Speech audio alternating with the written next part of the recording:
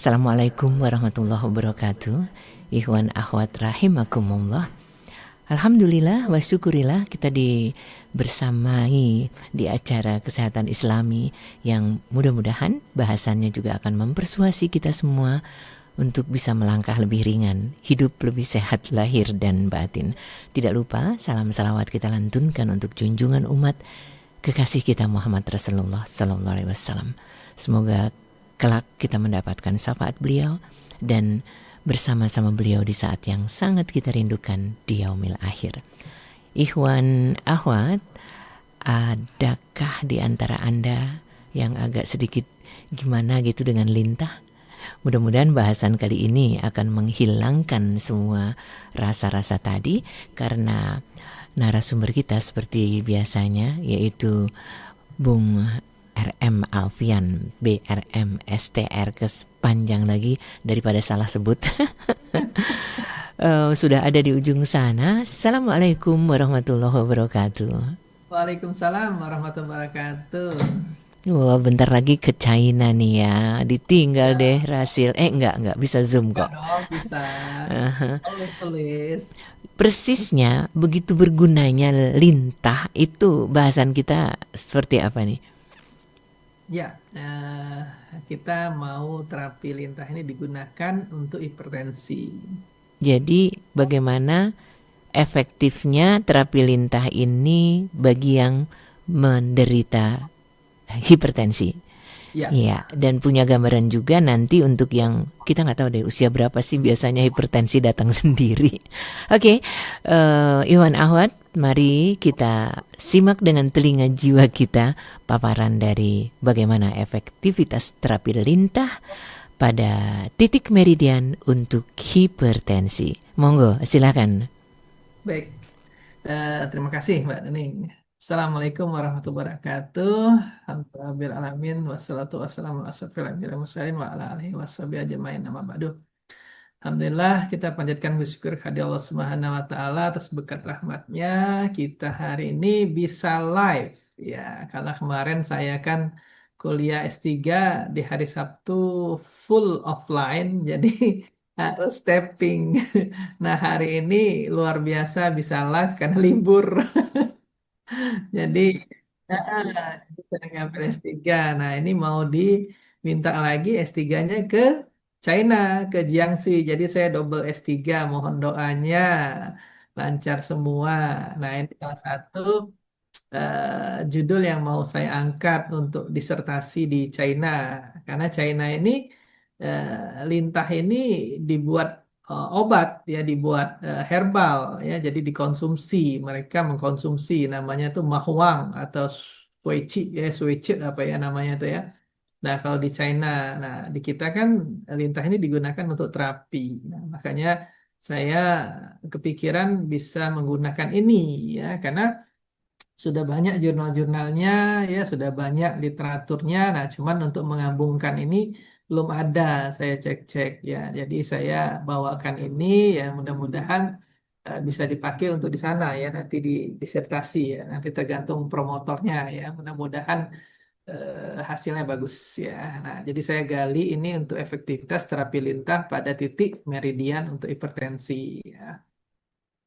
Nah, kita udah tahu ya hipertensi ini komponen komponen utama dia bisa menjadikan tensi ini naik adalah karena terjadinya resistensi ya vaskuler perifer meningkat. Nah, sehingga menjadilah vasokonstriksi menyempit menyempit ya, pembuluh darah itu menyempit. Nah, terus terjadilah remodeling. Nah, kalau kita endotel atau kita luka aja ya, luka. Nah, luka itu kan pasti ada scar ya. Nah, dia remodeling ya. Nah, itu di dalam pembuluh darah kita namanya ada endotel. Nah, endotel itu inflamasi ya, inflamasi terus dia getas ya, kayak kayak kabel kena panas hujan ya getas. Nah, itu nanti ada remodeling. Nah, akhirnya jadi dia berulang, dia sembuh, berulang sembuh, akhirnya terjadilah vasokonstriksi ya, menyempit pembuluh darah, akhirnya tensinya naik ya. Terus ada lagi karena disfungsi endotelnya ya, karena nitrit oksidnya turun. Nah, nitrit oksid ini membantu menangkal radikal bebas sebenarnya ya. Nah, sehingga dia turun endotelnya nih, endotel tadi yang di pembuluh darah ya, di dalam pembuluh darah itu ada endotel. Nah, endotelnya itu jadi apa penurunan fungsi ya, terjadi stres oksidatif ya. Nah, akhirnya jadi getas tadi ya, getas rapuh ya. Nah, itu terjadilah hipertensi ya. Ada lagi jalur pada renin, angiotensinogen, aldosteron ya. Nah, itu dari angiotensinogen 1 menjadi angiotensinogen 2. Nah, itu terjadilah vasokonstriksi ya. Nah, ditambah lagi aldosteron ini ya, dia menjadikan retensi pada natrium dan air ya, H2O ya.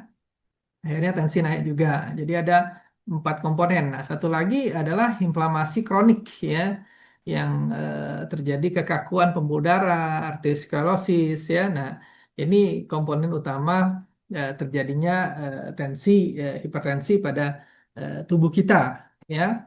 Nah, karena nanti ginjal ini kan ras ini kan diaktifkan oleh ginjal. Nah, ginjal ini mengeluarkan renin ya.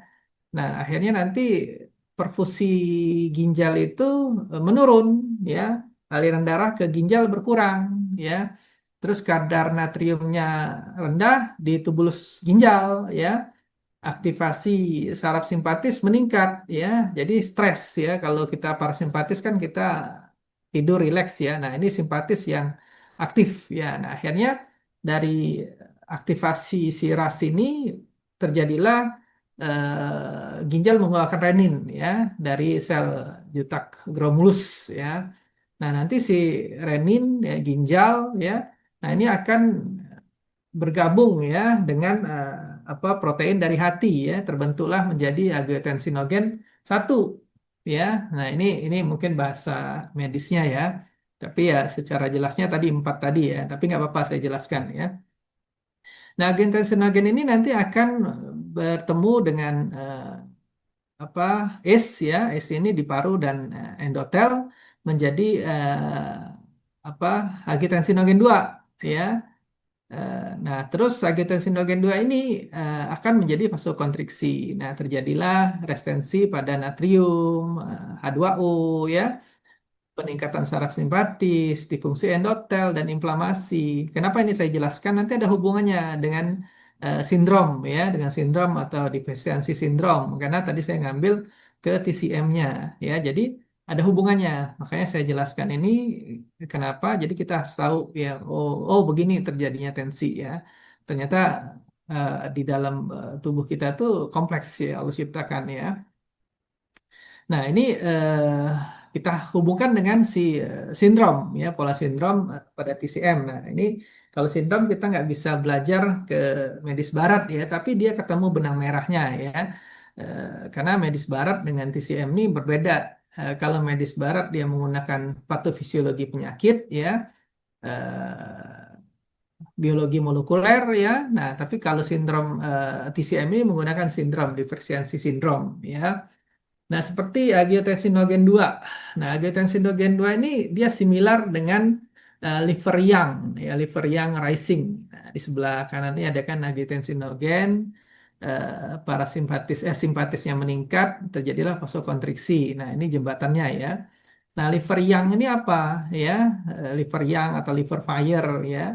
Nah, ini liver ini kehilangan fungsi atau menyebarkan chi secara harmonis ya, yang akan naik ke atas ya, muncul panas dan tekanan di kepala ya, pusing, sakit kepala, mudah marah, wajah merah ya. Nah, ada orang yang tensi naik dia sakit kepala, pusing ya.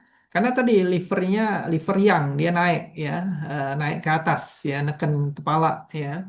Nah, ini paralel ya dengan apa dengan yang tadi ya, simpatisnya meningkat, vasokonstriksi ya, jadi dia menyempit. Nah, itu yang bikin dia sakit kepala ya.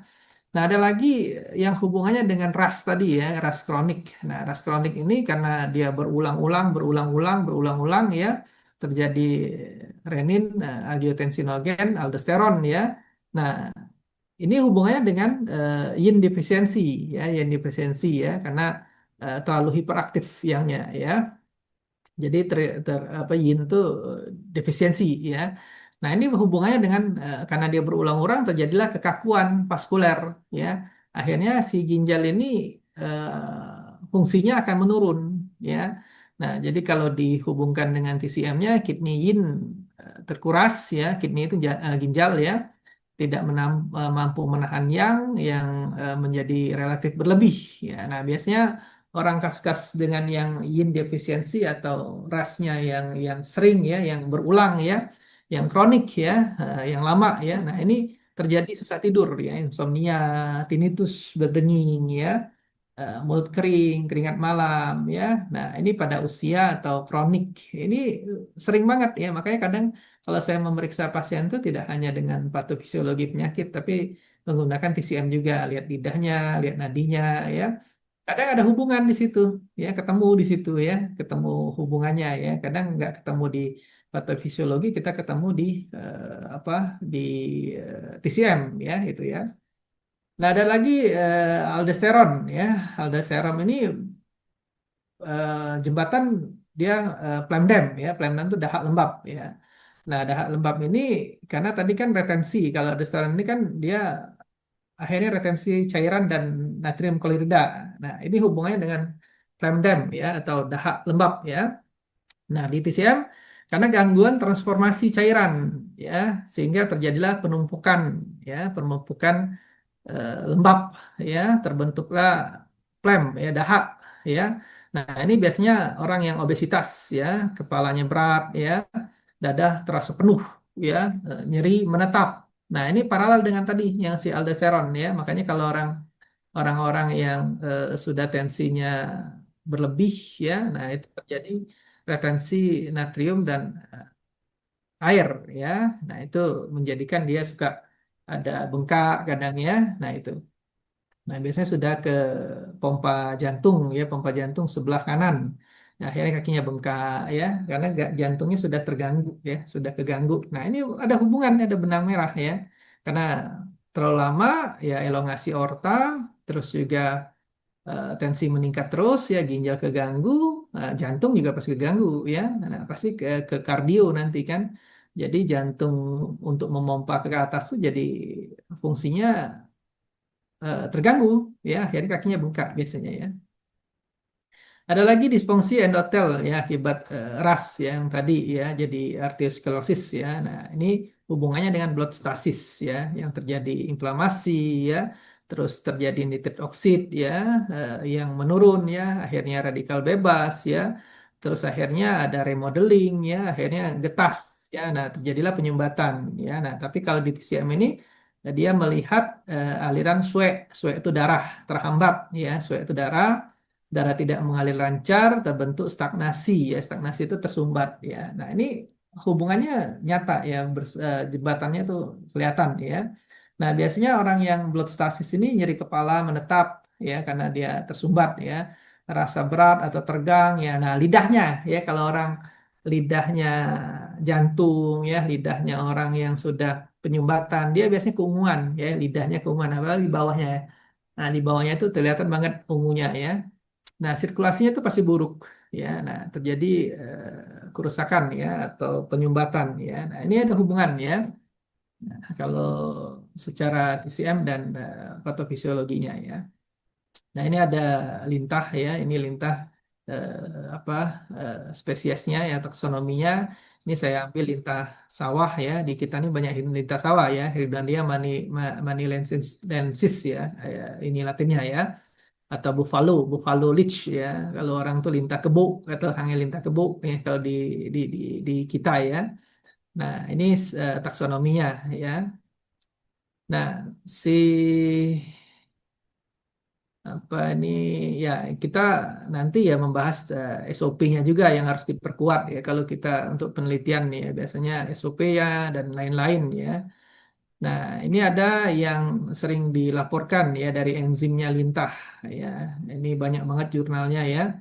Nah, dia punya hirudin, dia bisa menghambat koagulasi ya, dia bisa menghambat agregasi trombosit. Jadi si trombosit ini tidak cepat dia membeku ya. Ada protein inhibitor yaitu untuk efek antiinflamasi, ada vasodilator ya melebarkan pembuluh darah ya, sehingga aliran darah lancar. Nah, tadi sudah terhubung dengan patofisiologi yang blostasis ya dengan liver yang. Nah, itu bisa kita gunakan ya untuk terapi ya karena sudah nyambung dengan diagnosanya ya. Makanya nanti kita tentukan pasien-pasien itu yang memang jelas ya arahnya ya. Nah, itu akan bisa diterapi ya. Nah, ini sangat memungkinkan ya untuk kita melanjutkan untuk penelitian ya. Karena memang sering juga digunakan terapi lintah ini sudah banyak ya hasilnya ya. Nah, tapi untuk penelitian mungkin belum banyak ya. Nah, ini enzimnya tadi sudah jelas ya, ada hirudin ya, ada yang mengencerkan darah, ada menghambat trombosit ya, ada antiinflamasi ya, ada satu lagi melancarkan aliran darah ya, vasodilator ya.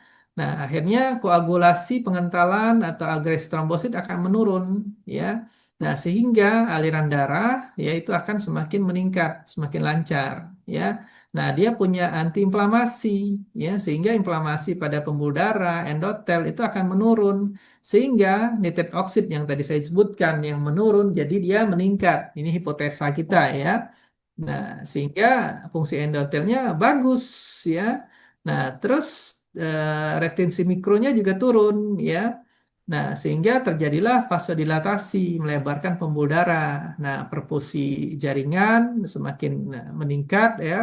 Terus juga gejala pusing ya karena dia tadi tersumbat ya, pusing nyeri, liver yang ya. Nah, ini akan menurun ya. Nah, ini yang akan diharapkan ya. Tapi sudah banyak sih sebenarnya yang digunakan terapi lintah ya. Cuman nah ini dijelaskan secara ilmiah ya, secara penelitian ya. Nah, ini banyak sekali kalau di China itu digunakan untuk obat ya. Dia bisa ya ekstrak lintah ini banyak dilaporkan ya untuk patologis jantung ya sebenarnya ya. Nah, tapi kita gunakan hewan ini untuk terapi ya. Nah, ini sudah banyak lah ya kardioprotoktif segala macam ya untuk hipertensi ya. Nah, terus ya ini cara ujinya ya. Nanti saya membuat kontrol ya, ujinya kontrol ya dengan RCT ya. Mungkin Max Method juga ya. Nanti akan dilaporkan dengan tulisan juga ya. Nah, ini apa nih ya? Ya, next orang kan sering mengklaim ya, memang sudah banyak sih yang terapi ya, cuman belum dibuktikan ya secara penelitian. Nah, kebetulan tekan darah memang turun pasti orang di lintah itu pasti akan turun tensinya. Volume darah menurun, tensi turun ya. Kepalanya berat akan enteng ya karena sirkulasinya lancar ya. Yang jantung pun juga bisa membaik ya, orang stroke pun membaik ya. Nah, ini banyak klaim-klaim ya yang dari terapi ya, pusing berat, hilang segala macam. Nah, tapi kita harus menggunakan ini secara ilmiah ya, bagaimana kita gunakan untuk penelitian ya, bagaimana blood pressure-nya turun ya, terus juga dia tidak stres ya, terus seleksi pasien. Nah, ini harus kita lakukan ya, jangan sampai ada efek samping ya. Ya, tadi saya sudah bilang nanti penelitiannya dengan RCT ya, terus juga nanti ada titik-titik tertentu ya, biasanya titik paho ya, titik apa liver 3 atau Taichung ya, Gucci ya, Fengse ya di belakang ya, Susanli ya di dekat apa lutut kita samping ya, nah terus di belakang ya, terus di paho tadi di atas ya, nah itu titik-titik yang bisa digunakan ya, yang untuk terapi lintah ya. Nah, ini enzimnya ya udah jelas tadi ya. Nah, ini titik meridian yang digunakan ya. Ada liver 3, Taichung, ya ada Kuchi, ada Pahoy, ya ada Susanli ya. Ada ST9 ya. Nah, ini tujuannya meningkatkan mikrosirkulasi, menurunkan inflamasi sehingga tonus mikronya akan menurun sehingga outcome-nya diharapkan untuk turun ya. Sistol diastolanya turun ya. Nah, ini ada keterangannya ya, kita gunakan Pengse ya, Pengse ini GB20 ya, di belakang ya. Tadi ada ya Pahu juga bisa ya, Pengse, Pahu juga bisa kita ambil ya atau di belakang ya. Nah, ini pusing kepala ya untuk liver yang ya biasanya. Taichung ini untuk regulasi qi ya, stres, tegang ya. Nah, ini di kaki antara jempol sama jari manis ya di kaki ya, di punggung kaki ya. Nah, ada lagi kuci ya. Kuci ini untuk clear heat ya. Nah, itu di apa? Di dekat sikut kita ya, di sikut kita nih ya, di samping lateral ya. Susanli ini di tadi tumit di apa? Di lutut kita samping ya, di dekat antara tibia sama fibula ya. Nah, ini ada renying ya di belakang kita ya. Terus ada SP6 ya, bisa kita gunakan juga ya SP6 ya di samping ya. Nah, ini harmonisasiin cairan ya. Nah, tapi pada kehamilan hati-hati ya di SP6 ini ya di kaki kita ya di samping medial ya. Gitu. Nah, cuman nanti digunakan tidak semua ya, tidak semua untuk penelitian yang kita harapkan ya liver yang sama blood stasis ya nanti kita gunakan seperti itu. Ya, nah karena ion defisiensi ini kadang-kadang orangnya sudah tua, sudah umur ya. Nah, takutnya anemia ya, jadi anemia tidak bisa kita gunakan ya. Nah, kalau Pemdam ini dahak lembab ini banyak kita gunakan kombinasi dengan herbal ya. Nah, nanti yang dua ini bias jadinya ya. Jadi kita gunakan yang liver yang sama blood stasis ya. Mudah-mudahan hasilnya bagus tadi ya. Nah, ini kita menggunakan hipertensi ringan ya primer ya, ringan sedang ya 140 90 ya. Terus juga pasien itu menggunakan obat medis juga ya, kontrolnya ya. Ada yang digunakan dengan kombinasi obat dengan terapi lintah ya. Nanti kita banyak sih parameter-parameternya yang akan diteliti ya, tidak hanya blood pressure ya. Tapi kemarin sudah saya buat sih untuk proposalnya ya, mudah-mudahan diterima ya. Terus ya hati-hati yang infeksi kulit, ya ada kelainan imun, ya anemia, ya terus penggunaan platelet yang kuat, ya misalnya dia double platelet, ya, nah itu hati-hati ada infeksi kulit, ya atau kehamilan, ya karena hamil ini kan dia perlu darah, ya takutnya dia makin turun, ya atau yang trombositnya rendah, ya, nah orang lagi DBD trombositnya rendah kasih lintah ya tambah bocor, ya. Nah, itu harus hati-hati ya. Jadi makanya kita pun ya terapi pun juga harus hati-hati ya. Kita harus mendahulukan safety pasien ya, etika dan safety pasien ya. Nah, ini nanti ada screeningnya ya kita cek blood pressure-nya, riwayat obat, koagulasinya ya, TCMC-nya ya, inform consent ya ini pasti penting ya karena inform consent sangat dibutuhkan ya. Terus kita pembersihan kulit ya atau asepsis ketat ya supaya tidak ada infeksi ya, aplikasi titik terapi yang tadi ya. Terus setelah apa terapi ya, nah, kita bagaimana perawatannya di rumah atau pas saat dia sudah terapi ya. Nah, jangan lupa kita monitoring dan evaluasi ya. Nah, ini biasanya konseling ya kalau kita pasien konseling ya. Nah, itu paling penting ya. Nah, kadang-kadang ada efek samping yang terjadi ya, bleeding ya, karena efek dari antikoagulan tadi ya, yang bisa menghambat trombosit ya. Nah, gatal ya, mungkin ada yang hematom juga ya, tapi jarang sih hematom gatal yang sering tuh ya, gatal, bleeding ya, yang sering ya. Kalau ya banyak lintahnya ya bisa hipotensi, tapi kalau nggak banyak nggak. Makanya kita cek HB-nya ya, HB-nya dilihat dulu, jangan sembarangan. HB rendah di lintah ya, bisa pingsan orang ya, itu anemia ya. Nah, terus juga hati-hati infeksi parasit ya, infeksi bakteri, infeksi sekunder ya. Terus juga tadi yang menggunakan apa pendarahan ya, yang menggunakan pengencer juga alergi ya. Nah, ini harus kita perhatikan ya. Nah, lintah juga menggunakan sekali buang ya, jangan dipakai lagi ya. Udah kena orang pakai lagi ya, nggak boleh ya. Jadi sekali pakai ya, disposable ya, disposable ya. Terus apa lagi nih? Sudah cukup sih ini ya. Oh, ini referensinya. Referensinya banyak sih, cuman sudah saya cari tadi ada 30-an. Ya, ini masih sedikit ya referensinya. Oke, itu saja, Bu Nuning. Ikhwan Ahwat, kalau darah tinggi itu perlu diatasi, sementara penyebabnya juga perlu kita ketahui. Mudah-mudahan lanjutan bahasan ini akan membuat kita semakin pandai, apalagi kalau kita memang bisa menjalankan terapi seperti yang tadi disampaikan ya. Tapi mohon maaf, sebelumnya kami ingin menyampaikan berita duka cita. Segenap keluarga besar Radio Silaturahim turut berduka cita atas wafatnya Ibu Salehah Muslim binti Ammar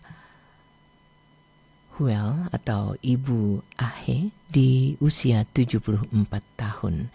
Beliau adalah Ibunda Firman Pem Muslim Taher, Ibunda Nurfitri Muslim Taher, dan keduanya adalah kru Radio Silaturahim.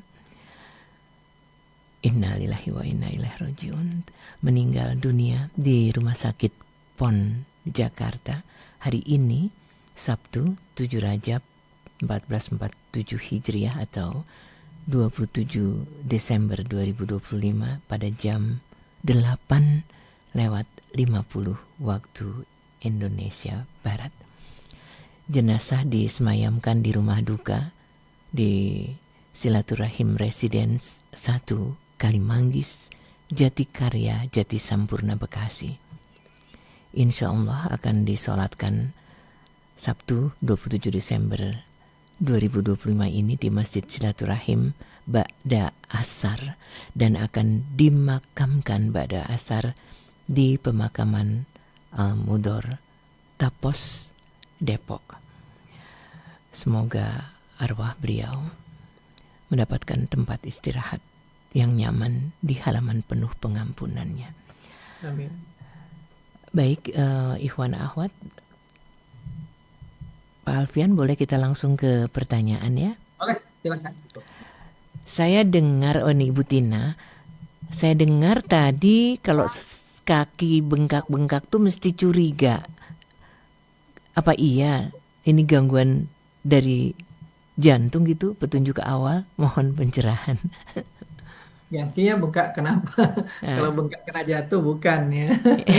Iya. Nah, bengkaknya apa dulu ya? Bisa juga varises ya, vena balik ya. Vena balik nggak balik kalau kita istirahat tidur, dia akan kempes ya. Bisa juga ya varises. Ya kalau misalnya dia kencingnya jarang, kakinya bengkak, nah itu hati-hati. Mungkin ada masalah di ginjal ya, efusi pleura. Nanti tidur juga dia nggak bisa telentang ya, karena airnya sudah ngerendam paru-paru ya. Nah, bisa juga karena jantung ya, pompa balik yang sebelah kanan tuh nggak kuat ya. Nah, itu bisa juga jadi bengkak ya. Nah, bengkaknya kenapa dulu ya? Nah, itu harus di diagnosa dulu ya, nggak sembarangan bengkak. Kita bengkak jantung ya, nggak juga ya. Jadi harus dicek dulu ya. Kalau mau cek bengkak itu kan gampang, ditekan, dia baliknya lama ya. Di sumpedis kita tuh ya. Nah, kita tekan ya di telapak kaki kita tuh yang punggungnya ditekan, atau di dekat tibia itu ya, di bawahnya ya. Nah, itu ditekan ya, baliknya lambat atau cepat ya. Kalau dia lambat biasanya bengkak ya. Itu ya. Jadi serius ya, bengkak itu bisa karena asam urat juga kalau di pergelangan, di sendi-sendi ya. Nah, jadi bengkak itu manifestasi si bengkak itu banyak. Jadi jangan terlalu bimbang terkait dengan jantung ya. Nah, tadi kan kita bahasnya ke sana ya. Jadi bukan karena bengkak itu karena jantung, bukan ya. Belum tentu ya, belum tentu maksudnya. Ya, baik. Kemudian ini tidak ada namanya, Bapak atau Ibu. Ngomong-ngomong, kalau soal konsumsi makanan, sudah oke, nggak goreng-gorengan, nggak banyak yang manis-manis. Tapi saya pengen tahu deh, Mbak Nuning, tolong tanyain, kalau sayuran yang bisa jaga tensi aman itu apa nih persisnya? Biar nanti saya bilang sama si Nyonya, makanannya ini aja gitu. Kasihan Sayuran amat. apa ya? Yang aku tahu sih bayam ya. Jadi gini, makanan sehat itu perlu, ya makanan sehat itu perlu karena tubuh Mhm. kita harus ya dikonsumsi makanan yang sehat. Ya memang gorengan-gorengan itu meningkatkan indeks glikemik kita, ya gula darah kita naik, ya terus kolesterol kita naik, ya. Memang bagus yang direbus, dibakar, dipepes, ya itu memang lebih bagus ya. Saya kemarin mencoba sebulan 3 hari, ya hampir 2 bulan lah ya. Nah Mhm. itu turun 9 kilo saya. Bener-bener saya goreng-gorengan tuh enggak ya. Biasanya makan roti yaitu enggak ya. Nah terus kalori saya kurangin ya, kalori saya kurangin dan saya nggak olahraga karena nggak sempat lagi olahraga. Waktunya udah habis ya ngurusin kampus jadi kaprodi terus juga praktek dan lain-lain ya kuliah ya jadi waktu itu untuk olahraga nggak ada jadi nggak ada olahraga. Nah ternyata Mhm. turun 9 kilo bisa ya ternyata memang benar makanan itu yang berlemak ya terus yang berminyak ya nah terus manis ya nah itu maka meningkatkan kalori sehingga badan kita gemuk ya karena kan tersimpan di hati dan di otot. Nah, sebaiknya memang yang tadi ya, yang bakar-bakaran, yang bukan empat sehat lima sembarangan lah ya. Mhm. Ah, tapi kalau misalnya daun-daun ya, daun-daun atau sayur yang bisa menurunkan tensi banyak, ya banyak sekali. Seledri bisa turun ya tensi, cuma seledri ngantuk efeknya ya. Daun salam bisa turun ya.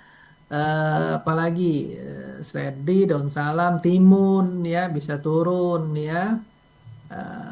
Apalagi daun salam, bawang putih ya, hati-hati tapi kalau bawang putih kalau demah ya dikombinasi dengan kunyit. Nah, kunyit juga bisa menurunkan tensi ya. Itu kunyit Mhm. bawang putih bisa menurunkan tensi. Sambiloto ya bisa menurunkan tensi ya. Jadi banyak herbal yang bisa menurunkan tensi banyak ya. Nah, jadi ya konsumsi itu boleh ya nggak ada masalah. Yang penting makanan dia dijaga ya, jangan sampai empat sehat lima sembarangan ya. Ya keju, coklat, nasi uduk, mentega, Enak apalagi itu tahu. seafood ya, udang, kerang, cumi, kepiting ya, martabak ya, masuk semua. Nah, itu yang jadi empat sehat lima sembarangan ya. Yang penting pantangan dia harus dikurangin ya, yang masuk asupannya dikurangi. Intinya itu. Nah, baru dia pakai daun-daun boleh ya. Jangan daun pintu nggak bisa dipakai ya, itu. Bisa buat nutup rumah tahu. Bercanda, bercanda. Iya. Kalau nggak bercanda bukan saya itu berarti. Oke. Jadi, penjelasan tadi mudah-mudahan membantu ya. Ini ada yang tanya, rumah sehat Alfian tuh alamatnya di mana? Punya catatanku hilang. Oh, oh. Mau dong sekalian nomor teleponnya. Boleh? Di jalan Jalan apa? Ruyung, Jalan Ruyung, Mm-mm. Blok A20, nomor 7, Mhm. Pondok Kelapa, Jakarta Timur. Atau buka aja di Google Rumah Sehat Alfian ya. Pondok Kelapa, udah pasti ketemu ya Rumah Sehat Alfian Pondok Kelapa. Udah pasti ketemu di Google ya. Nomor telepon saya Pasti on the 08. ya, 081 383 262 040. Tapi WA aja ya, WA. Kalau telepon jarang saya angkat ya. 081 383 262 040. Buka aja deh di Google Rumah Sehat Alfian. Nah, pasti ketemu ya. Karena saya udah lama ya praktek ya 15 tahun dah ini. Iya, jadi bye-bye gorengan gitu ya. Boleh, In- kalau pengen boleh, cuman jangan banyak. Kadang orang mantangin makan malah dia apa ya balas dendam ya jadi boleh tapi pengen aja ya kalau misalnya pengen udah potong aja ya sudah tuh sudah ya gitu. Ini pertanyaan dari Ibu Tina, kalau terapi lintah itu untuk yang takut lintah diatasi dulu nggak trauma lintahnya di asal, sana? asal jangan lintah darat. Jadi kalau lintah itu ya bisa sebenarnya kita hipnoterapi ya namanya itu kita memberikan informasi ya bahwa lintah itu bukan hal yang menjijikkan ya. Lintah itu bermanfaat ya. dan jurnalnya udah banyak. Yang penting steril ya, nah aman ya, nah itu aman, insya Allah aman ya. Nah, cuman mindsetnya harus diubah dulu ya, karena banyak orang mikir lintah itu apa ya, geli segala macam. Sebenarnya nggak juga ya. Nah, lintah itu memang enzimnya bermanfaat dan jurnalnya banyak. Waktu dulu saya malah diminta Prof. Munim ya di UI ya. Saya ngambil S3 di UI diminta malah, cuman saya udah deh, saya sudah cukup di UI S2 gitu kan. Nah, pengen cari yang di luar dulu, coba-coba gitu ya. Tahu-tahu dapat malah ya. Gitu. Nah, sudah disuruh saya minta di penelitian untuk terapi lintah waktu itu ya. Gitu. Mbak Nuning, tolong tanyain deh. Saya heran, pernah waktu itu diperiksa tensinya 195 per 140. Gimana? Herannya, saya kok nggak merasa sakit apa-apa ya, pusing enggak, kelayangan enggak. Ini bahaya banget kan? Apa yang harus saya Iya. lakukan? Wih, tinggi banget Iya, 195 per ada orang 140. yang dia tidak merasakan, ya, nah itu yang lebih bahaya Bahaya. sebenarnya. Karena dia tanpa gejala, ya. Kalau yang gejala kan kita aja kolesterol tinggi aja nggak enak kan, kepala kita, pundak kita, ya. Kalau tensi kita meningkat juga nggak enak, pasti berat ya, karena dia memompa kuat, ya. Nah, yang tidak diketahui ini, yang tidak merasakan nggak ada sinyal, ya harus memang sering-sering tensi ya. Beli aja tensi digital ya, kalau memang ragu 3 kali ukur ya, dirata-ratain ya. Tapi kalau sudah 194, 104 tadi ya, bawahnya ya, apa, sistol dan diastolnya ya. Nah itu ya hati-hati ya, karena eh, pembuluh darah kita ini kan dipompa kuat terus kayak balon ya. Mhm. Nah, pecah takutnya ya. Nah, kalau pecahnya di kepala ya jadi stroke ya, hemoragik ya, atau dia tersumbat karena pompanya terlalu kuat, dia jadi infak ya, kurang pasokan oksigen karena ada emboli ya. Atau bisa ke jantung ya, elongasi aorta, jantungnya bengkak, medok ya, kardiomegali, jadi jantungnya membesar ya. Nah, tensinya harus diturunkan ya, itu udah tinggi banget ya. Dan pola hidupnya sudah mulai ya, garam-garam, kopi ya yang menaikkan tensi ya, duren ya, yang berlemak, yang bergula ya. Nah, itu sudah mulai dia pantangin makan itu ya, karena kalau saya senangnya tuh cari penyebab ya. Jadi pantangannya dulu ya, pantangannya dulu yang di stop ya, atau dikurangin dulu ya, baru kita obatin ya. Karena kalau dia tetap makannya 4 sehat 5 sembarangan ya, asal muasalnya dari situ ya, akhirnya tersumbat ya, akhirnya fase kontriksi tadi ya, menyempit ya, akhirnya tensinya tinggi. Nah, dia harus pantangan makan dulu ya. Ya, gula-gula sudah kurangin, terus yang asin-asin ya, yang epinefrin, apa, kopi ya, kopi itu kan meningkatkan denyut jantung ya. Duren yang berlemak ya. Nah, terus dia mulai pelan-pelan olahraga, jalan dulu ya, 10 menit, nambah lagi 15, nambah lagi sampai 30 ya, 30 menit paling nggak minimal ya. Nah, tapi jangan jalan-jalan ada lontong sayur stop ya. Berhenti. Jangan ya. Nah, baru kita obatin ya. Nah, itu insya Allah turun pasti tensinya ya. Kalau memang dia bukan bawaan ya. Kalau bawaan memang agak susah. Kadang-kadang ada pembuluh darah yang nyempit memang sudah bawaan gitu. Ya, sedih juga sih, durian nggak boleh, coklat nggak boleh, padahal itu enak tahu. Tapi untuk sehat memang kita harus mengalahkan itu tadi, Ya. kenikmatan lidah ya. Nanti kalau sudah turun, udah bagus, boleh. Tapi colek aja. Misalnya kita pengen nih, colek aja. Jangan Rasulullah Tiga sedikit pongge, makan. 5 pongge Nah, durian gitu ya. kita sedikit-sedikit makan. Nah, repot itu. Oke. Ini tidak ada namanya terkait dengan stres nih. Orang dengan kesulitan tinggi itu stresnya juga tinggi. Kira-kira apa yang harus dilakukan? Karena kalau pernah dapet saran, coba deh relaksasi. Kayaknya stresnya tetap tuh. Apakah kalau lintah juga bisa mengambil stres saya? Iya, terapi Ya, lintah bisa buang stres nggak? Pertanyaannya. jadi stres ini kan kita kembali ke psikologi ya, atau Mhm. mindfulness. Ya, kalau sekarang tuh mindfulness, saya lagi bikin buku mindfulness tuh ya. Mhm. Jadi memang kalau stres ini ya kita kembali ke penyebabnya apa ya, balik ke penyebabnya. Kita harus menerima ya, menerima dulu ya, intinya menerima. Terus memaafkan kesalahan orang lain ya.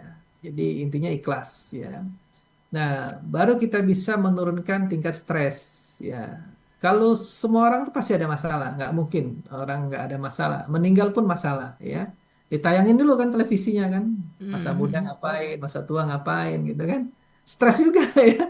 Jadi hidup pun juga stres sebenarnya. Nah, cuman kita ada Allah ya, kita kembalikan. Kayak saya kemarin tuh sempat juga, wah ini saya diminta ke Jiangxi S3 di sana, tapi harus 6 bulan.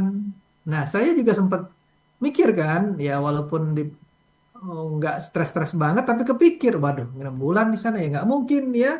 Saya ngerjakan segala macam kerjaan segala macam. Akhirnya saya kembali ke Allah, ya saya sholat, ya saya sholat. Mhm. Saya sholat, ya akhirnya dapat jawaban. Malah saya ngambil S3 di sini, di Indonesia ya. Udah 1 semester. Sudah berjalan mau 1 semester ini mau ujian UAS.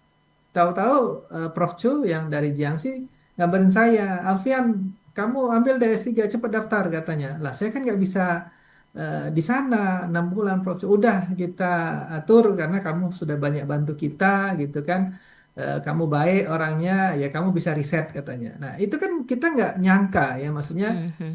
pertolongan Allah tuh akan datang berikutnya. Nah, tapi kalau saya gini, ada masalah saya sholat, ada masalah saya sholat 2 rakaat. Ya sampai jawaban itu ada, bukan sholat 2 rakaat sekali, sekali minta jawaban, enggak ya, enggak ya. Dan saya banyak banget ngalaminnya yang hal-hal lain lah ya, pokoknya banyak, sangat banyak ya, dan nggak mungkin saya ceritakan ya. Nah, Pak, kembali ke psikologi kita lagi ya, kalau kita stres ya nggak bisa lintah masa bisa menghilangkan stres ya. Paling efeknya memang dia ada anestetik ya, agak agak rileks lah ya. Cuman ya stresnya balik ya, pikirannya balik ya, balik lagi ya. Nah jadi dia memang harus kembali ke agama ya. Kalau menurut saya kembali ke psikologi ya. Pertama tadi dia harus bisa menerima ya, menerima. Kedua, dia memaafkan kesalahan orang lain. Ya.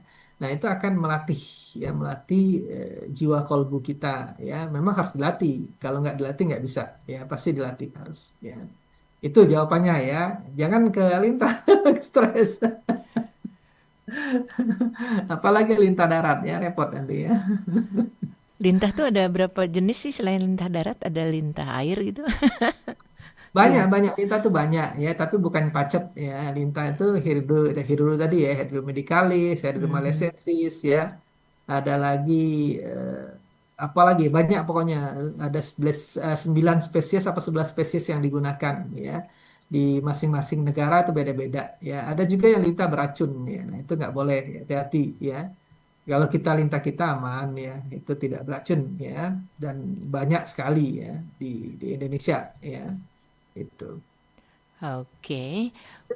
Ikhwan Ahwat, mudah-mudahan informasi yang kita dengar hari ini membuat kita semakin mantap melangkah, dan jangan lupa sebelum nanti kita simak closing statement, catat lagi dulu Rumah Sehat Alfian itu ada di Jalan Ruyung Blok A20 nomor 7 ya, di Pondok Hmm. Kelapa, Jakarta Timur. Dan teleponnya di 081383262040. Oke, kita simak closing statement bahasan kita hari ini. Apa efektivitas terapi lintah pada titik meridian untuk hipertensi? Silakan. Ya, jadi kenapa saya angkat topik ini ya? Karena topik ini sangat banyak sekarang orang-orang yang terkena hipertensi ya. Nah, hipertensi ini jangka panjangnya akan kemana? Kemana-mana ya, ke stroke ya, ke jantung ya, ke ginjal ya, bisa juga retinopati, pecah pembuluh darah matanya ya, terus sakit kepala, vertigo, ya, tinnitus, ya, macam-macam, ya. Kalau tensi udah tinggi itu kemana-mana, ya. Nah, makanya saya angkat kenapa hipertensi ya, karena hipertensi itu asal muasal ya, asal muasal yang memang harus kita manage ya, kita manage, kita obatin ya. Nah, kalau tensinya sudah normal, semuanya akan normal ya. Karena tensi itu bisa menekan ya, elongasi aorta, bisa jantungnya bengkak, medok ya, jadi kardiomegali ya, walaupun sumbatan juga bisa membuat jantung bengkak ya. Eh, Terus bisa juga pecah pembuluh darah otak ya, hemoragik ya, atau dia terjadi infak ya, karena emboli tadi ketekan ya, dari karotis masuk ke aliran darah yang kecil-kecil ya. Nah, terjadilah iskemik ya.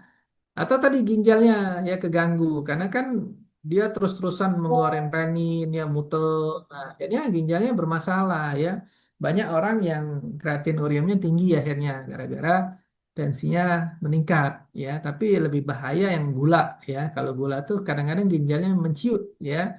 Nah, tapi kalau yang hipertensi ini ginjalnya tidak menciut, cuman fungsinya keganggu ya. Nah, makanya hipertensi ini harus kita angkat ya. Nah, bagaimana cara kita mengobatinya ya? Bagaimana intervensinya ya? Nah, karena jurnalnya sudah banyak tentang terapi lintah dan enzimnya sangat digunakan ya. Nah, tadi kita sudah jelaskan tadi ya, dari patofisiologi penyakit, dari TCM sindrom ya, itu sangat berhubungan ya, ada jembatannya untuk menghambat atau menginhibisinya di mana. Seperti tadi blostasis ya, blostasis itu karena stagnasi ya, lintah bisa mengencerkan. Ada satu lagi tadi liver yang ekses ya, naik ke atas ya, karena apa tadi vasokonstriksi ya, karena vasokonstriksi ya. Nah, akhirnya dia sakit kepala ya. Nah, itu bisa dia mengencerkan darah ya. Akhirnya dia bisa menjadikan vasodilatasi, melebarkan pembuluh darah ya. Jadi dia inhibisinya udah jelas ya. Nah, tinggal bagaimana kita memanfaatkan itu dengan diagnosa yang tepat ya. Dengan diagnosa yang tepat, maka intervensinya akan tepat ya. Dan jangan lupa ya, etika dan safety pasien diutamakan ya. Itu paling penting ya. Nah, kita mau tambahkan herbal boleh, nggak ada masalah ya. Cuman tadi kan kita angkat tadi untuk penelitian ya, untuk penelitian. Jadi saya menggunakan hanya terapi lintah. Kalau digunakan herbal lagi nanti bias. Dia sudah pasti orang-orang hipertensi kan pasti menggunakan obat-obat medis. Nah, itu tetap dia gunakan ya, nanti kontrol sebagai kontrol ya. Nah, itu makanya hanya diangkat dengan terapi lintah. Tapi memang jelas sih sebenarnya ya, dari jurnal ya, saya sudah gunakan lintah ini udah lama banget ya, eh, 2010 ya, udah lama banget ya. Nah, kalau di China mereka menggunakan sebagai obat ya, dikonsumsi oral ya. Nah, di China itu namanya mahuang ya, mahuang atau suice ya, kalau suice bahasa lainnya ya. Nah, itu sangat banyak digunakan. Kita buka di Google aja, di search ya, leech terapi atau hidroterapi, itu jurnalnya banyak banget ya. Nah, makanya lintah bisa untuk jantung ya, banyak pasien-pasien yang jantung, yang stroke ya, yang akhirnya dari yang nggak bisa jalan ya. Nah, karena itu ya, karena sudah jelas ya dari penghambatannya tadi ya, dan ilmiah ya, ilmiah, sangat ilmiah ya kalau menurut saya ya. Nah, bagi yang geli ya tinggal nanti kita edukasi ya. Insya Allah sih nggak geli lagi ya. Itu. Oke, mungkin itu closing statement. Masih punya waktu. Hah? Ini pertanyaan dari Depok nih, Pak Ya. Alfian. Terapi lintah itu nggak bisa pakai lintah pacet ya? Oh, Beracun nggak beda. sih? Beda. Beda. Pacet itu kan lintah darat, nanti saya bilang ya, lintah darat. Kalau Daratan lintah ini maksudnya. ya di daratan, bukan lintah darat ya. Nah, lintah ini di air ya, di air. Dia nggak bisa di darat ya. Gitu. Oke, Beda, jadi beda. Pacet itu warna hitam. Pacet itu Mhm. warna hitam. Ya, kalau lintah ini ada hijau-hijau, ada kuningnya, bagus sih ya. Tadi yang Tadi ada Mbak 6 saya. ya? 6 apa 5 tadi itu? Kalau spesies itu di luar ya ada sampai 9 apa 11 ya, saya lupa ya. Ada yang Mhm. beracun. Gitu. Baik, ini pertanyaan dari ibu-ibu pasti. Tolong dong jelasin kalau kita minum pil KB itu kira-kira bahaya nggak sih untuk hipertensi? Saya soalnya sudah memulainya sejak beberapa bulan yang lalu. Ya, Pil jadi KB. pil karbo ini kan hormon ya. Nah, hormon ini kan digunakan tubuh kita ya. Nah, jika hormon ini terganggu atau nggak stabil atau berlebih ya atau dihalangi ya, pasti akan terganggu. Makanya banyak orang yang efek dari pil KB itu ada yang gemuk ya, ada yang kurus ya, ada gangguan macam-macam ya. Kadang dia cepat menopause ya. Nah, kalau mau lebih aman ya jangan pakai yang seperti itu ya. Mungkin gunakan yang aman sekarang ya bisa dengan apa laki-lakinya ya menggunakan maaf kondom ya misalnya ya atau spiral ya. Nah, spiral ini kan sekarang sudah banyak yang bagus ya. Sebenarnya itu hampir mirip sama apa untuk menghalangi ya. Spiral itu kan untuk menghalangi sperma masuk ya intinya itu ya. Nah, kalau kita suntik atau pil, nah biasanya nganggu hormon. Tapi bisa cek ke dokter spesialis kandungan ya, atau yang apa dokter-dokter yang sudah paham dengan obat-obat seperti tersebut ya, karena sudah banyak obat-obat baru yang diteliti sudah lebih baik dibandingkan dulu ya. Nah, jadi coba dikonsultasikan ya mana yang cocok, mana yang enggak. Nah, itu bisa ditanyakan ke ahlinya, ya, ke spesialisnya, ya, itu. Baik, satu lagi pertanyaan sebelum nanti yang lainnya masuk kalau toh ada ya. Ini terkait dengan obesitas. Saya sudah lama berat badannya itu 20% lebih banyak dari yang normal. Banyak teman-teman mengatakan, awas lo, ntar darting lo. Nah, pertanyaan saya emang ada ya hubungannya antara keberatan badan dengan darah tinggi. Terus tadi sudah diberikan informasi alamat, terima kasih banyak. Iya, gimana soal Ya, soal jadi obesitas? obesitas ini kan pertama tubuh kita juga nggak nyaman. Ya, saya kemana 96 itu nggak nyaman banget ya. Nah, akhirnya saya harus dulu saya 70 ya sebelum nikah waktu itu ya. Setelah nikah tuh naik ya. Nah, akhirnya kebablasan ya. Nah, akhirnya saya mikir, wah ini hampir 100 bahaya ya. Saya nggak belum pernah 100 ya, jangan sampai ya, gitu kan. Nah, akhirnya saya niat untuk mengurangi kalori ya, mengurangi dari hati dulu ya, hati dulu karena kita nggak bisa silau mata lagi ya. Kayak kemarin saya kan diundang untuk master penguji ya, itu kan di hotel ya. Nah di hotel itu kan makanannya kan ada coffee break ya, ada pagi, ada sore, ada malam ya. Nah karena sudah niat saya nggak sentuh kue-kuenya ya. Padahal Nah enak-enak tuh. padahal enak-enak ya. Nah makanya niat dulu ya. Kalau niatnya sudah kuat, ya, insya Allah bisa ya. Nah dengan bukti nyata saya hampir 1 bulan 3 minggu atau 2 bulan itu bisa turun 9 kilo ya. Nah dengan makan aja ya. Jadi kalori-kalori itu saya memang kurangi ya. Beras pun saya ganti ya, beras beras porang ya. Atau kalau mau makan nasi saya dikitin nasinya ya. Nah, terus putih telur ya. Terus direbus-rebus ya. Nah, dibakar ya. Pokoknya minyak itu hampir banget sedikit banget ya, mungkin untuk tumis-tumis saja ya 1 sendok ya, setengah sendok ya itu untuk tumis-tumis saja ya. Terus minum-minum juga nggak ada manis-manis. Nah itu akan turun ya, karena kita kan kalori yang tersimpan di hati dan di otak dipakai Mhm. ya, untuk dibuat energi ya, itu hormon glukagon kita kerja. Nah, setelah nggak ada lagi, itu lemak kita dipecah pasti, ya. Namanya gluconeogenesis, ya. Nah, lemak kita dipecah. Nah, makanya dia turun, ya. Dia kurus, ya, karena lemak dipecah. Ada nggak hubungan dengan hipertensi? Ya, tadi kan pertanyaan gitu. Kalau saya kan suka Mhm. mundur dulu, ya, ke tengah-tengah baru jawab, ya. Nah, biar jelas ya maksudnya, ya. Mhm. Ada nggak hubungan dengan hipertensi? Ya, otomatis, ya. Ada pasti hubungannya.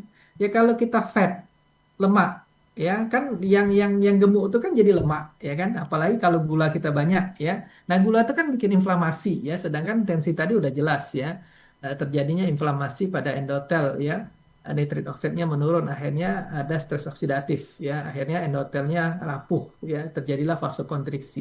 Nah, itu hubungannya ya.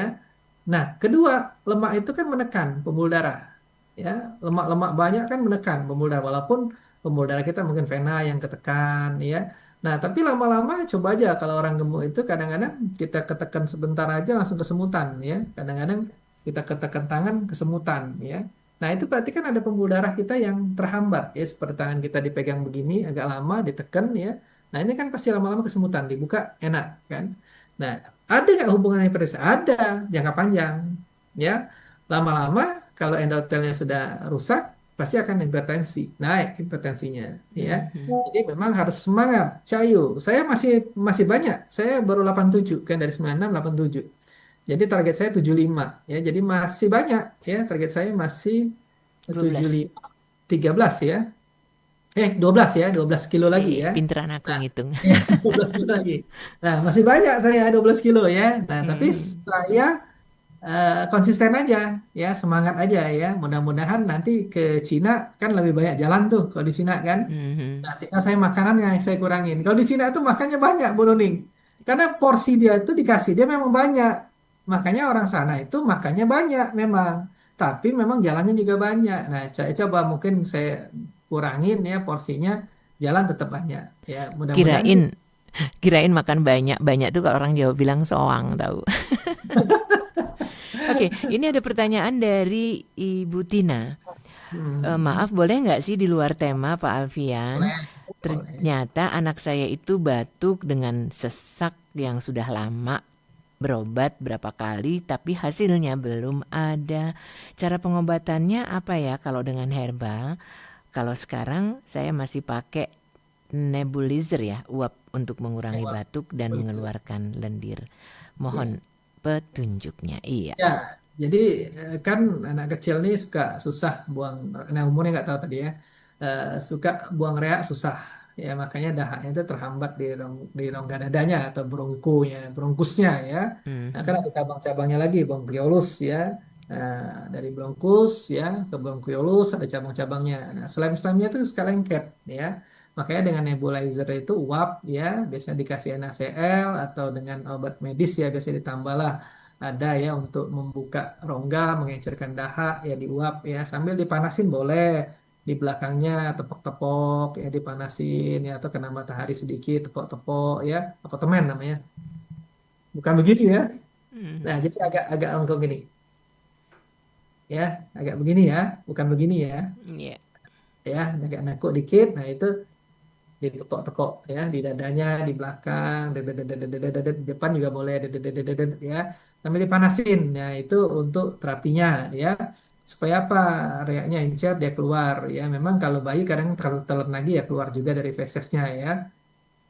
Nah, herbal bisa ya, herbal-herbal yang bisa mengencerkan dahak itu banyak ya. Kencur ya, adas ya, terus apa lagi? Kencur, adas, eh jahe ya, tambahin kunyit, tapi Mhm. ya jahe tambahin kunyit ya, terus serigunggu ya kalau tahu, tapi susah ya nggak ngerti ya serigunggu, mungkin nggak ngerti ya, pakai adas saja yang gampang-gampang, adas pasti kan tahu ya, kapulaga pasti tahu ya, terus kunyit juga tahu ya, jahe juga tahu ya. Nah, terus kencur juga tahu ya. Nah, itu bisa digunakan ya untuk dia mengencerkan dahak ya. Nah, tapi yang penting tuh imunitasnya juga naikkan ya. Jangan Mhm. hanya kita simptom. Ya, itu kan simptom, maksudnya mengeluarkan dahak itu kan simptomnya, menanggulangin ya. Tapi kita cari imunitasnya untuk meningkatkan dia supaya kuat ya. Nah, tubuh kita ini kalau kuat, ya mau penyakit ya nggak jadi ya. Kadang-kadang mau flu nih, karena tubuh kita kuat, ya flu itu lewat, ya udah gatal-gatal hidungnya, gak ada gatal-gatal ya hidungnya, Mhm. bersin-bersin, hacu hacu hacu, nggak jadi ya, karena imunitas kita kuat. Nah, tadi dari samping yang herbal untuk dahak tadi, ditambahkan untuk imunitasnya ya, misalnya tambahin meniran ya. Nah, meniran kan tahu ya, gampang dicari kayaknya di halaman-halaman tuh ada ya, kayak dia saga ya, tapi bukan saga ya, dia pendek ya, kecil ya, itu meniran ya untuk imunitas ya. Terus bisa juga dengan bawang putih dikit ya, cuman anak-anak kadang-kadang ya, tapi dicampur nggak deh, nggak begitu rasa ya. bisa bawang putih ya, meniran tadi ya, terus bisa jangan yang pahit ya, apalagi ya yang nggak pahit. Kalau saya tuh suka bikin ditambahin herbal, ditambahin buah ya. Jadi Hmm. herbal sudah direbus, nah dimasukin ke dalam buah di jus ya. Jadi jus herbal ya. Nah itu boleh juga ya. Jadi lebih enak. Anak-anak kan eh, suka nggak suka ya seperti itu ya. Atau kalau nanti tambahin madu boleh ya. Sudah direbus tambahin madu ya. Nah jadi stamina-nya tadi bisa bawang putih, bisa tambahin meniran ya, bisa tambahin apa lagi ya yang gampang dicari ya di bumbu dapur ya. Cengkeh ya, cengkeh antiinflamasi ya, bisa itu cengkeh ya. Kayu manis sedikit boleh ya, untuk ada rasa taste ya, enak ya. Nah itu cukup lah ya, direbus ya, nanti tambahin madu ya. Jadi dia untuk imunitasnya naik, terus untuk mengencerkan dahak ya. Nah mudah-mudahan sih sembuh ya. Dan terapi tadi ya dipanasin, ditepok-tepok, ya dikasih nebulizer, NaCl aja cukup ya. Kalau misal dokter mau dikasih obat-obat ya harus ngikutin dokter ya. Kadang-kadang ada yang nanti resisten ya itu. Ya. Baik, Oke. ada satu pertanyaan lagi, ini terkait dengan soal lintah nih. Yang Mhm. menderita sakit apa atau yang minum obat jenis apa yang nggak bisa ikutan terapi lintah? Terima kasih. Ya, tadi kan udah dijelasin ya obat-obat yang misalnya dia menggunakan pengencer darah yang terlalu berlebih ya. Nah, itu pasti akan tambah encer kan. Lintah tadi Mhm. mengencerkan darah tugasnya. Ditambahin obat lagi, tambah encer, gak berhenti-berhenti nanti ya. Terus ada orang yang imunospresi, ya, misalnya imunitasnya itu terganggu, ya. Nah itu juga nggak boleh. Trombositnya rendah, ya. HB-nya rendah, ya nggak boleh. Hemofili, ya hemofili. Orang hemofili lukanya nggak sembuh-sembuh, ya. Apalagi kasih lintah, ya, bisa bocor, ya. Nah ada infeksi kulit, ya. Terus apa lagi? Orang hamil, ya. Banyak ya. Nah, itu kalau kita dalam penelitian itu kita namanya ada kriteria inklusi dan eksklusi ya. Nah, Mhm. inklusi itu yang termasuk dalam penelitian, nah yang eksklusi itu biasanya nggak termasuk dari penelitian. Misalnya tadi yang wanita hamil ya, terus dia ada infeksi ya, ada anemia, misalnya ada apa lagi? Alergi ya, ada penyakit kekebalan tubuh ya. Nah, itu nggak boleh ya. Jadi harus tahu ya kita kalau untuk terapi lintah ya. Pokoknya intinya yang perlu kehati-hatian tuh harus tahu ya, harus paham dan harus belajar ya. Itu. Oke? Jadi jangan juga terlalu khawatir, tetapi juga harus berhitung ya kalau memang Ah, iya, iya. soal obat-obatan atau apa yang sedang diderita. Baik, kita Ya. sudah di penghujung, tapi sebelum pamit, em, bagaimana kalau kita bersama-sama dalam hati berdoa karena entah sudah berapa banyak saudara kita yang meninggal karena bencana, berapa juta yang mengungsi dan berapa ratus ribu yang hilang dan belum ditemukan di Aceh, Sumatera Utara dan Sumatera Barat. Sementara layanan kesehatan juga porak-poranda, banyak sekali yang hancur dan semoga saja ya Allah menyudahi derita anak negeri ini dan membersihkan hati bangsa ini dari hal-hal yang memunculkan hal yang tidak kita inginkan. Kita bersama-sama di dalam kejujuran dan kasih sayang menegakkan keadilan di setiap sudut negeri dan semoga Allah selamatkan bangsa ini. Amin ya Rabbil Alamin. Oke, closing statement. Kalau tadi rangkuman, sekarang closing statement dari Bung Alfian. Oke, baik. Terima kasih, Mbak Nuning. Jadi ya kita tadi panjang kali lebar kali tinggi ya, rumus Luas. volume. Rumus volume kalau panjang kali lebar kali tinggi. Kalau Hmm. panjang kali lebar rumus luas. Nah, jadi hipertensi ya tadi udah dijelaskan ya. Hipertensi itu terjadi akibat dari penyempitan pembuluh darah ya atau vasokonstriksi, terjadinya endotel yang rapuh atau inflamasi ya, terjadinya kronik ya atau rasnya berulang ya, terus terjadinya stagnasi ya, atau penyumbatan ya penyumbatan. Ada juga tadi retensi pada aldosteron ya. Jadi retensi natrium klorida dan H2O ya. Nah, jadi kita bagaimana cara kita dengan alami kita menurunkan tensi ya. Ya kalau stres ya memang harus ke psikis ya. Kita harus ke manajemen kolbu ya.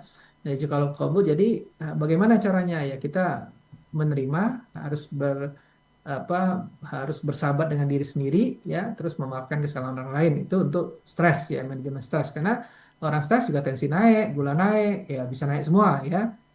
Nah, terus yang tensi benar ya kita obatin dengan mencari penyebabnya ya. Tadi sudah dijelaskan panjang lebar ya apa aja sebab-sebab dari hipertensi terjadi dari patofisiologi penyakit sampai dengan sindrom sindrom TCM ya.